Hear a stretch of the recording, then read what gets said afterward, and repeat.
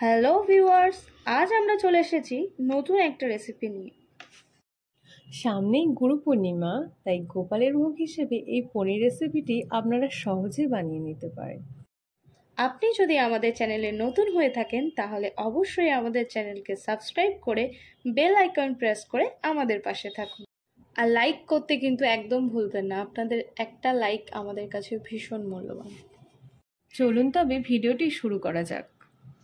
পনিরগুলো একটু বড় সাইজের পিস করে কেটে নিয়েছি।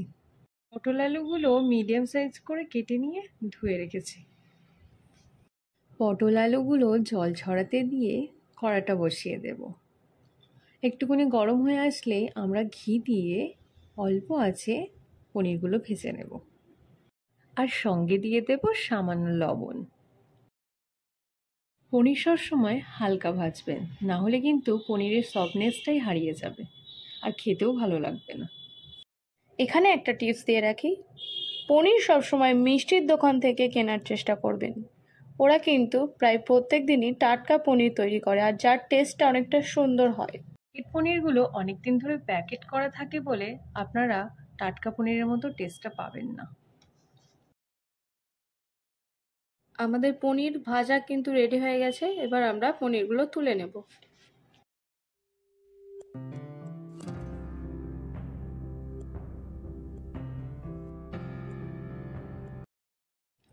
কড়াইতে আরেকটু বেশি তেল দিয়ে আর সঙ্গে লবণ দিয়ে আলু পটলগুলো ভালো করে ভেজে নেব।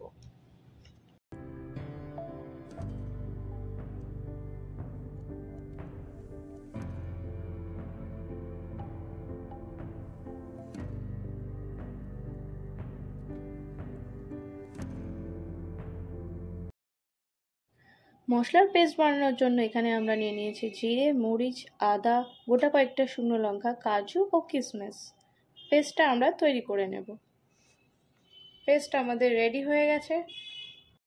এদিকে আমাদের আলু পটল ভাজা কিন্তু অর্ধেক হয়েই এসছে। আপনারা একটু ঢাকা দিয়ে দিয়ে ভাজবেন, তাহলে কিন্তু আলু পটলগুলো তাড়াতাড়ি সেদ্ধ হয়ে ভাজাটা তাড়াতাড়ি হয়ে যাবে। পটলগুলো বেশ ভালোই ভাজা হয়ে গেছে। এগুলো আমরা তুলে নিয়ে কড়াইয়ে তেল দিয়ে তেলটা গরম হয়ে আসলে মশলার পেস্টটা দিয়ে দেব।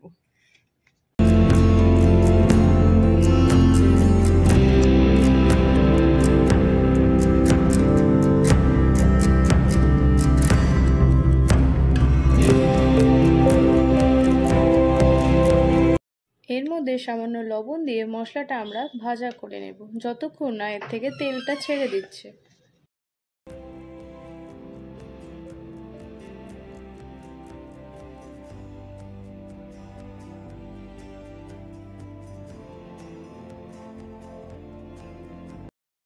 মশলাটা খুব সুন্দরভাবে ভাজা হয়ে এসছে।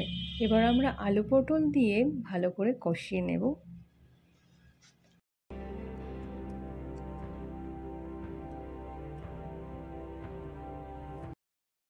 সবজিগুলো কষিয়ে নেওয়ার পর এবার আমরা পরিমাণ মতো জল দিয়ে দেব। সবজিগুলো ভালো সিদ্ধ হয়ে আসলে পনিরগুলো দিয়ে দেব। তবে তরকারি নামানোর আগে পনিরগুলো দেবেন, না হলে কিন্তু পনিরগুলো গলে যেতে পারে।